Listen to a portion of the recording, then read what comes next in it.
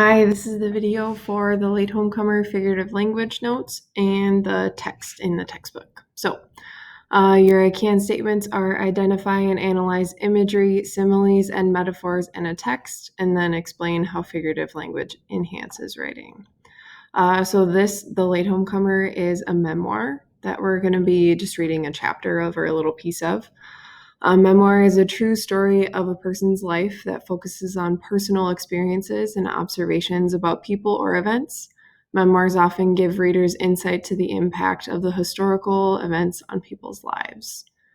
Cao Kalia Yang conveys her family's situation by using language that creates striking images or suggests strong emotions. Her writing includes imagery, which we've already talked about this week, vivid descriptions that appeal to one or more of the reader's five senses, simile, a comparison of two unlike things using the words like, as, or as if, and metaphor, a comparison between two unlike things without the use of words like or as. So as you read the excerpt from the Latehomecomer in the online textbook, collect or copy and paste quoted imagery, similes, and metaphors into the table below. After the quote, include the line numbers in parentheses. So you're going to be going through and just collecting quotes, so copying and pasting right from the textbook. Labeling, is it imagery, a simile, or a metaphor? And then telling me where you found it, so the line numbers in the story. I will link this video here, and then you only need to collect evidence for pages 55, 56, 62, and 63. The other pages are done for you, so just follow their example. So all the other ones are done. You can take a look at those as we go through the text, but you need to fill this box, and then these two. And I saved a couple good pages for you, so there should be at least 2 or 3 for each box that you're going to look for. So you're going to open up the online textbook and sign in. Remember, it's 25, capital first initial of your first name, and then 4 more letters of your first name, capital letter of your last name, and then 4 more letters of your last name with @k12.ist12.org. And then your password is 25, capital letter of your first name, 4 letters of your first name, capital letter of your last name, 4 letters of your last name. All right, so once you get signed in, you're going to click on, make sure you have the 8th grade textbook pulled up, go to student ebook, and then the story starts on page 53. So go to page 53. All right, so what I'm going to do is just From the late play the audio for every page. This is a longer story, but it's really worth it. I tried to take most of the work out for you, so all you need to do is listen and then fill in a few quotes for those pages. So we don't have to do anything until page 55. I won't read this. So the background, the Hmong are an ethnic group from southern China, Laos, Vietnam, and Thailand. In the 1970s, war and conflict caused many of the Hmong people in Laos to flee to refugee camps in Thailand. Author Cao Kalia Yang was born in one of these camps. She moved with her family, including her older sister Dao, to Minnesota in 1987. 4 other siblings were born in the United States, where all the Yang children received their educations. All right. Audio. From the Latehomecomer, memoir by Cao Kalia Yang. We had been in America for almost 10 years. I was nearly 15, and Dao had just gotten her driver's license. The children were growing up. We needed a new home. The apartment was too small.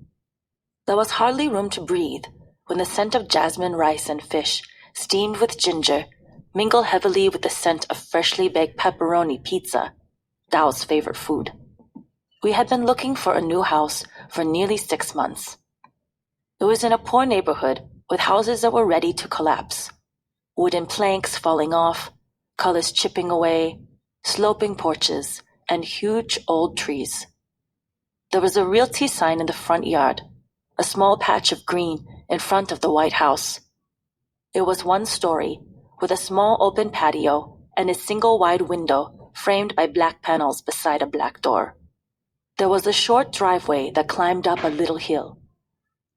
All right, so the two things I highlighted on this page were imagery, so there was hardly room to breathe when the scent of jasmine rice and fish steamed with ginger mingled heavily with the scent of freshly baked pepperoni pizza. So scent, and then the description of the house and the sign and all of that. So all I did was copy and paste from the textbook for those two pieces of imagery. No garage. It looked out of place in the east side of St. Paul. In fact, it looked out of time. The house should have been on the prairie in the early days of Minnesota.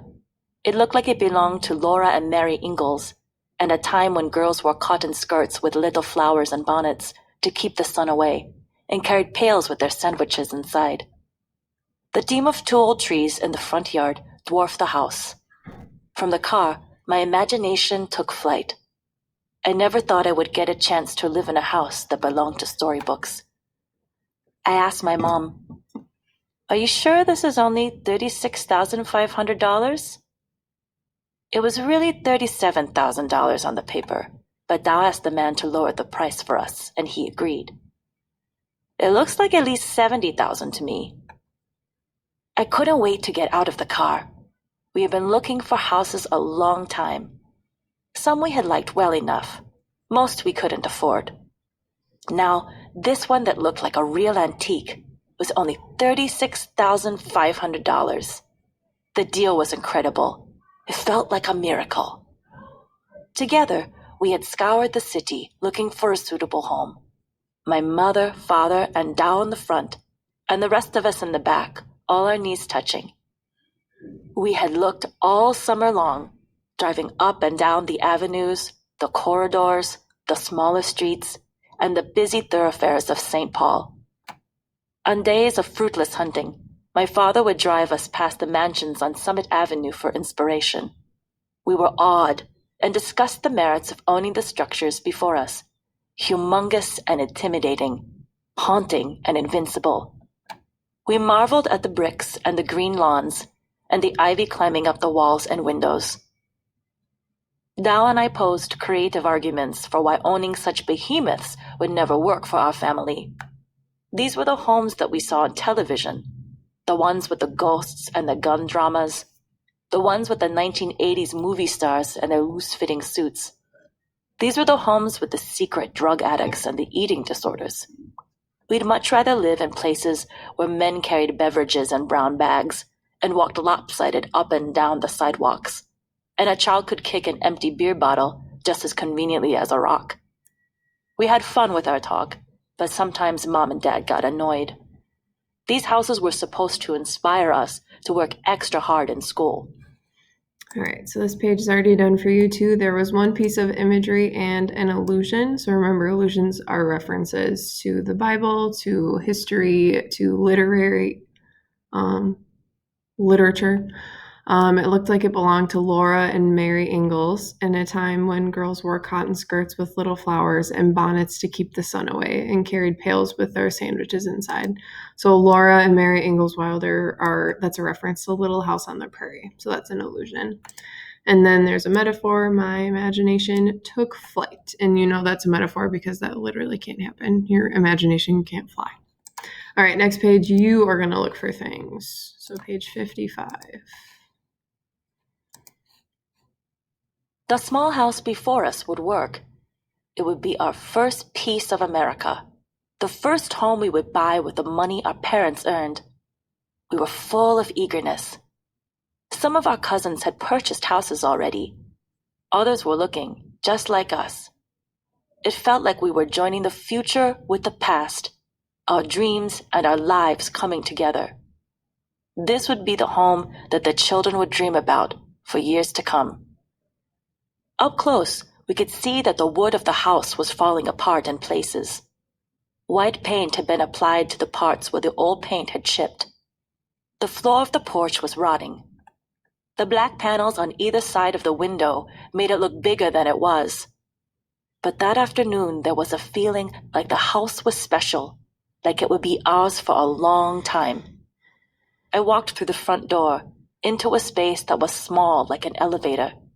Then I made a left and entered our first home in America, 437 East York Avenue. The house had the simplest design I had ever encountered. After the elevator-sized reception area, there were 3 bigger rooms all connected, each with a small bedroom to the right. There was a single bathroom in between the second and third bedrooms. The first room was a designated living room. The second was an anything you need me to be room that would be used to full capacity as bedroom, playroom, study room, and eating room. The third was a kitchen with enough room in the center for a round dining table, a remnant of the old owners.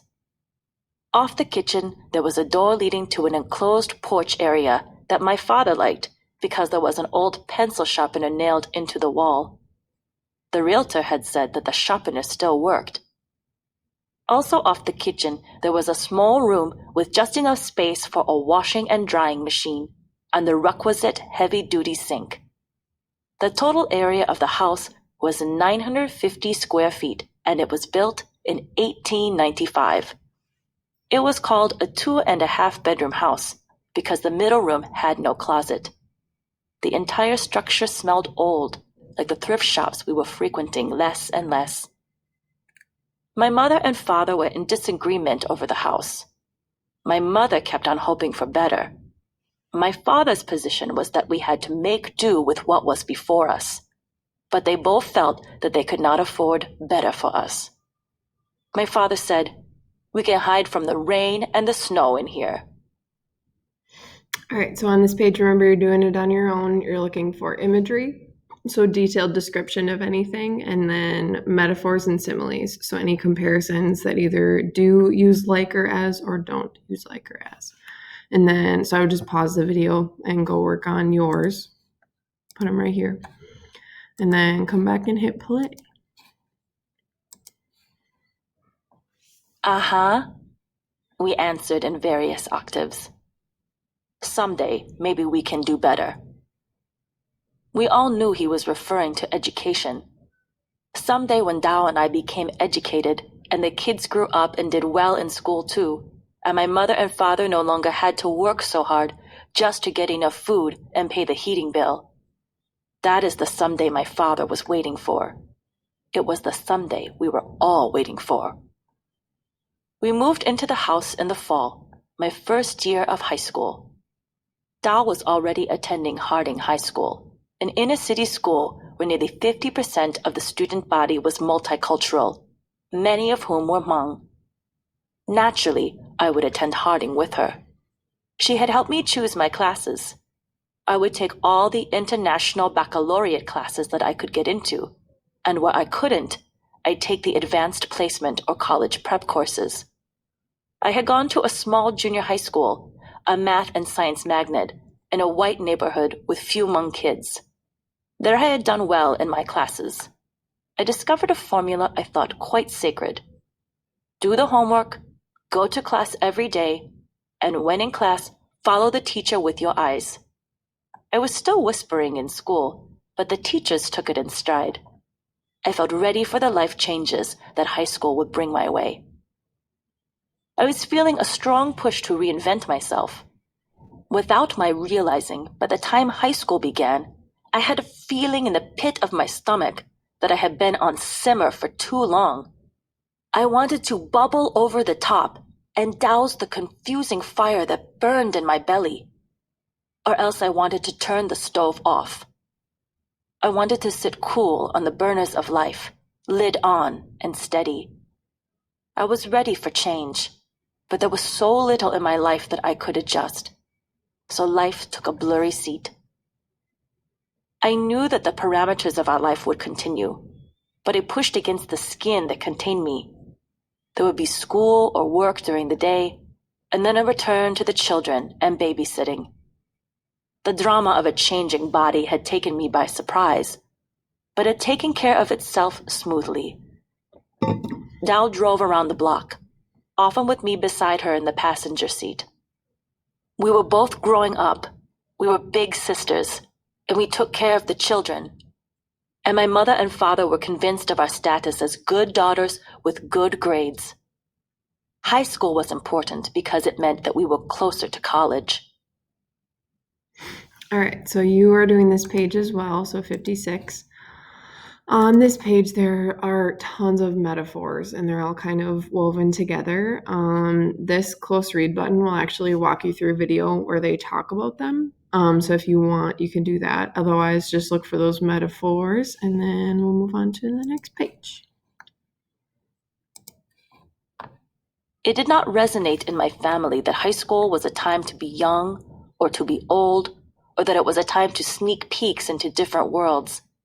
Such ideas hit against the closed lids of my consciousness. Dao and I had decided long before that when the time came, we would strive for the University of Minnesota. We were hearing of Hmong doctors and lawyers, both men and women, all excelling in America, building successful lives for themselves, their mothers and fathers, grandmothers and grandfathers. I had never actually met a Hmong doctor or lawyer, but they had clan names I recognized as clearly as I did my own. Viu, Shuo, Wang, Xiong, Li, Lor, Mua, Cha, Hang, Chang, Kang, Her, Chui, Fa, Kong, and Kui. Dao and I wanted to add to the success of our clan in this growing list of Hmong people who had made lives for themselves and their families in America. We wanted to make the life journeys of our family worth something. Our ambitions had grown. We contemplated changing not simply our own lives, but the lives of poor children all over the world. And the key, we believed, was in school. But how far we could strive in school was unknown. We didn't tell anyone about our secret dreams. Dao had teachers who supported her all the way through. She had the kind of intelligence that a teacher could see.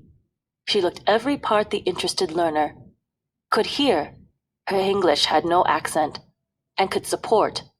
She soaked up information and processed it into her world for her use.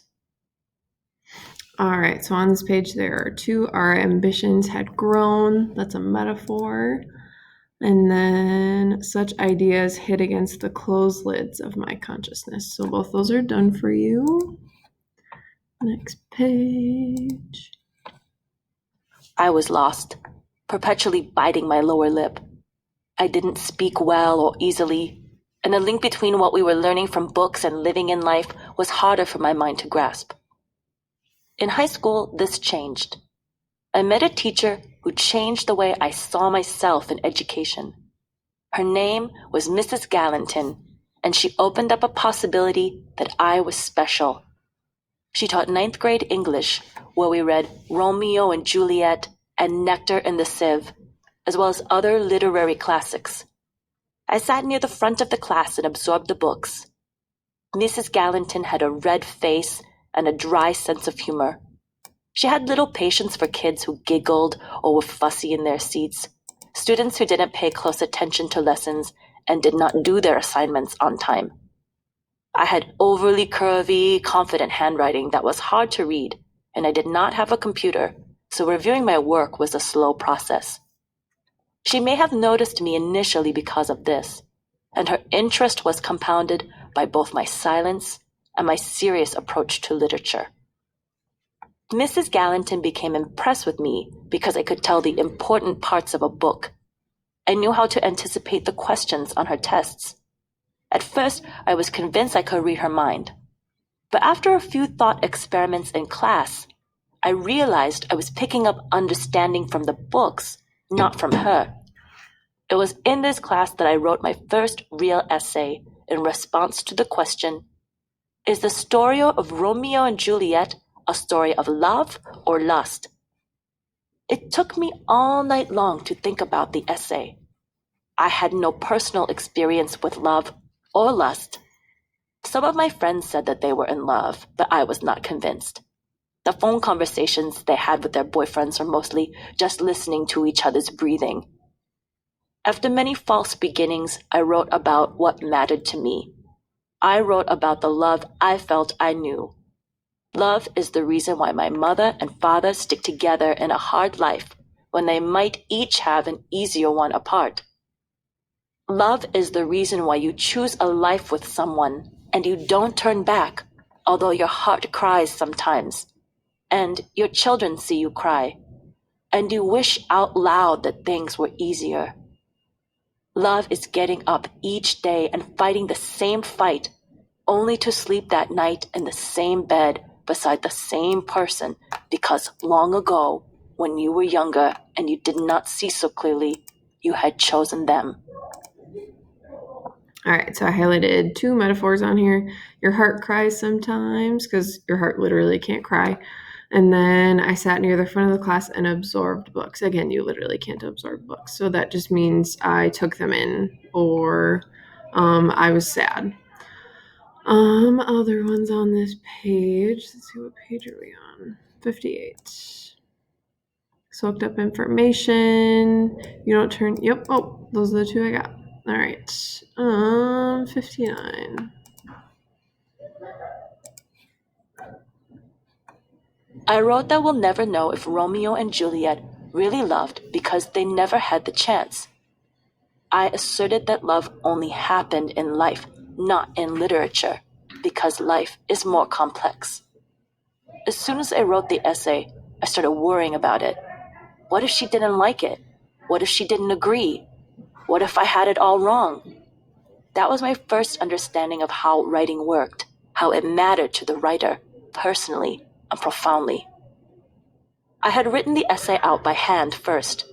I stayed up all night typing the essay on our gray typewriter at the dining table. It was the only surface in our house that was steady enough for us to really spread out our books and papers. Slowly, with my index fingers, mistakes were costly. The sound of slow keys being clicked, first the right and then the left, eyes looking from keyboard to the page, flexing careful fingers every few minutes, trying to find a rhythm and a beat in the clicking of the keys, the mechanical whirl at the end of each line, the changing of paper. It took me a long time to think it through and follow the letters to the words, but the writing calmed something inside of me.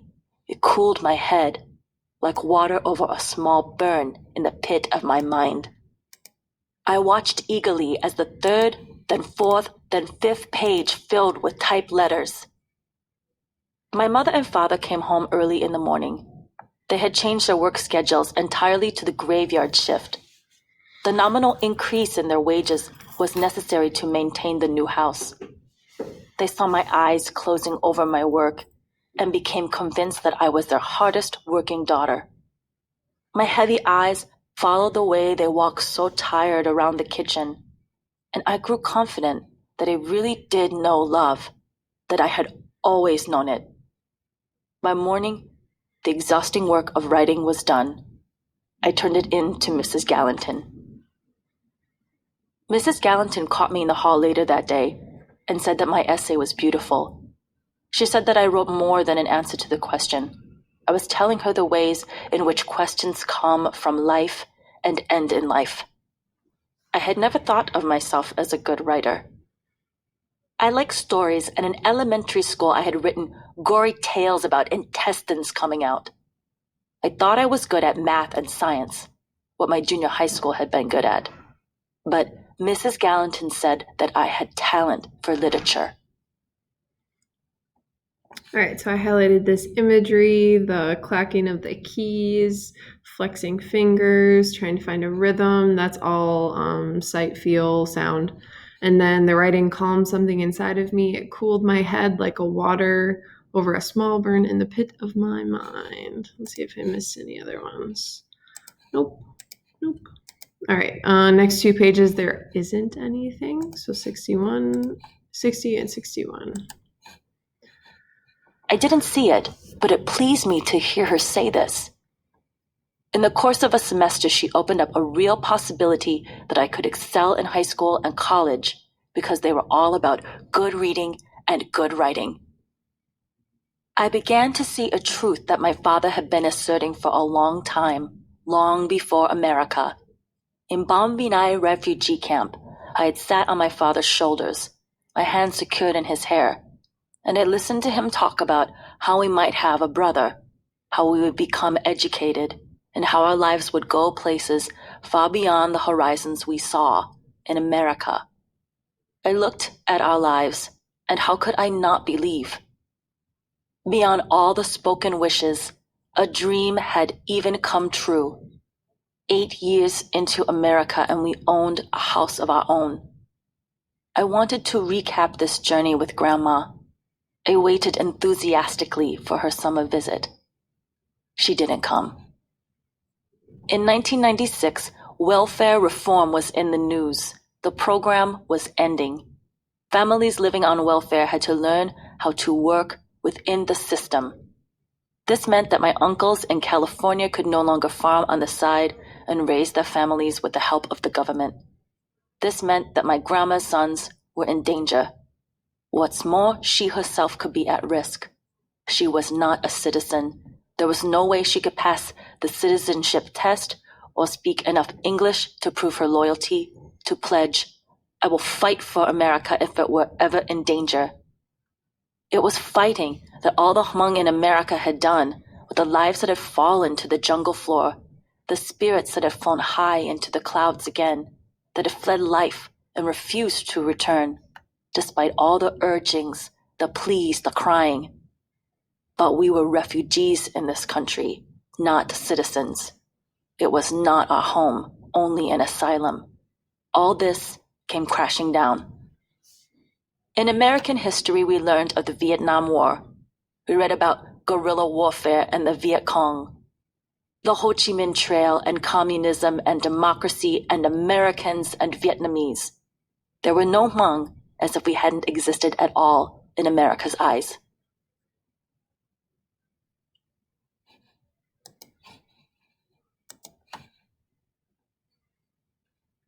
And yet, Hmong were all over America. An exodus from California began. Minnesota was softer in the process of change. Welfare programs would not be terminated as quickly. Measures would be taken to ensure that old people received their benefits. A bill was being considered that would allow veterans of the Vietnam War, Hmong with documents, to apply for citizenship and take the examination in Hmong. There was crazy studying everywhere. Aunt and Uncle Chu hovered over pages that he read with his French accent as she tried to make out the letters of the alphabet, one at a time, through her thick reading glasses.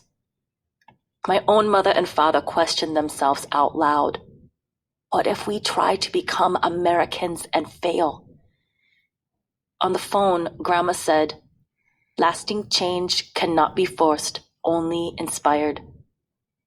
For the Hmong, inspiration came in those that were born in this country, the ready-made Americans in our arms, the little faces of boys and girls who spoke Hmong with American stiffness. We could not remain just Hmong any longer. For our children, we could not fail.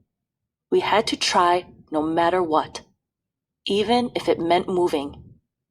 Thousands of Hmong families moved from the farming lands of California to the job possibilities in Minnesota companies and factories.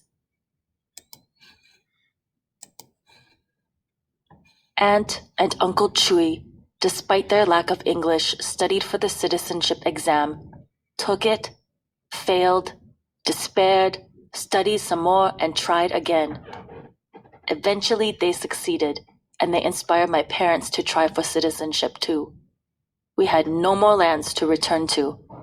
After nearly 15 years, my family knew this. The camps in Thailand had closed. Hmong people there were repatriated, sometimes without knowledge, back into Laos. Families went missing in the process. Lives were lost. Children were killed. Ours were only beginning to raise their eyes to a country of peace, where guns at least were hidden, and death did not occur in the scalding of grass or rains that drizzled death. We could not handle any more death.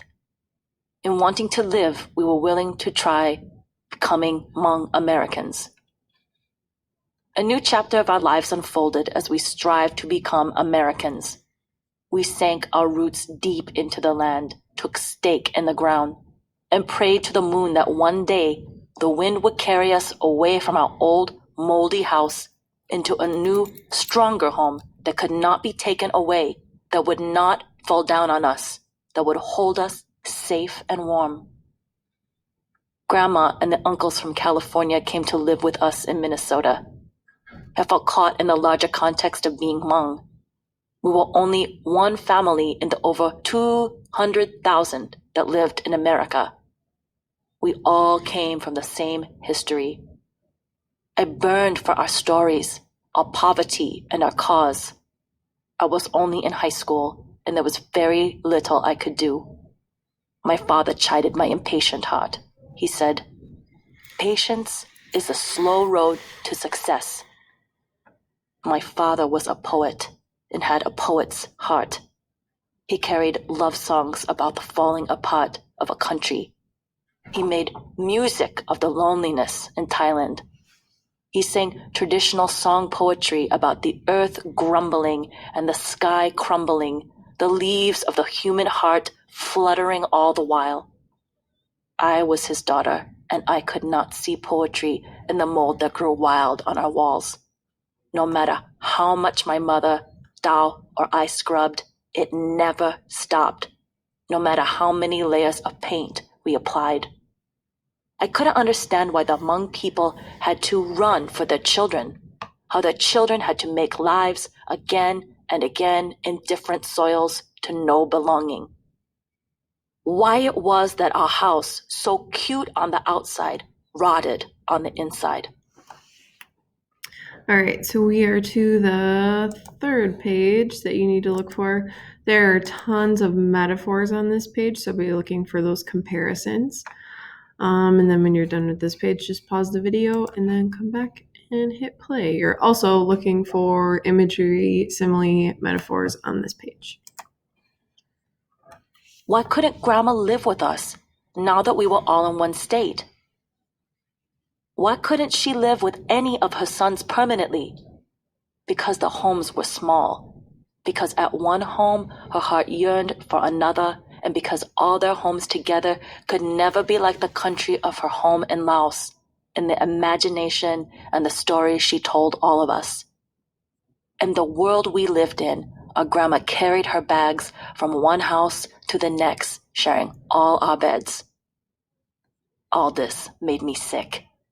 My stomach cramped and I could no longer eat. My bones hurt. I was tired. In the night, my heart squeezed itself and I woke up incapable of crying the pain away. I remember one night falling asleep, looking at how the car lights from the street reflected on my wall. I could hear the pounding of my heart in my ears, very loud and deep, like a hollow cry from my chest.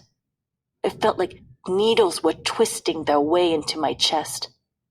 I remember thinking that the pain was teasing me, but realizing soon that it wasn't a joke. The air in my lungs caught in my throat. I struggled for escape, my hands reaching for my heart, beating frantically within me. I remember trying to cry out, but finding a lack of air, a thickening tongue. I kicked desperately on the hard wall.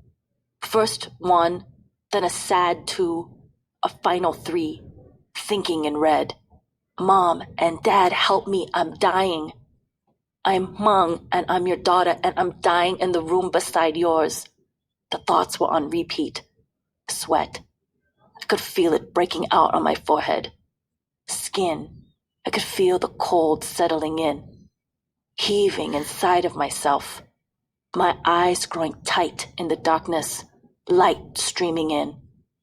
The door opened, slamming with force against the wall. My mom and dad rushed to my side, and I remember seeing myself twisting and turning, all out of color and out of breath, but still moving with nervous life. My father tried to hold me, and I could hear my mom's voice panicking and Dal running for the phone. And then I felt expiration come. I stilled. Air flowed in. My vision cleared. It was slowly over. No ambulance was called. It was too fast. What seemed like forever was little more than 5 minutes on a dark Minnesota night. No one knew what happened. In the doctor's office days later, I said, perhaps it was a heart attack. The doctor didn't think so. I was too young for a heart attack. My mom and dad were eager to believe the doctor. We didn't want to pursue the idea, and so we came home happy that it was all over.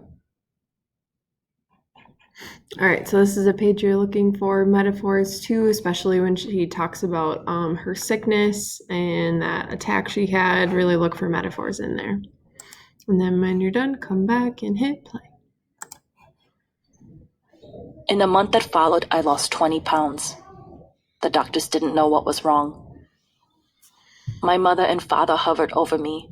My siblings watched me grow pale and weak. The bones on my hips jutted out, and the bags under my eyes took permanent residence. Was I making myself sick? Looking for fundamental changes in my life? I loved the children, and I was happy to take care of them after school. All this time, I had been feeling like I was pushing against my skin. Was it possible that I was pushing against my very own heart? The idea was a little preposterous. I didn't really believe it, but it nudged at me. But if indeed my heart did need changing, then what part of it? There was a clear division. The Hmong heart, the part that held the hands of my mom and dad and grandma protectively every time we encountered the outside world. The part that cried because Hmong people didn't have a home. The part that listened to Hmong songs and fluttered about looking for clean air and crisp mountains in flat St. Paul. The part that quickly and effectively forgot all my school friends in the heat of summer. Or the American heart, the part that was lonely for the outside world, that stood by and watched the fluency of other parents with their boys and girls, children who lingered in the clubs and sports teams after school, waiting to be picked up later by parents who could.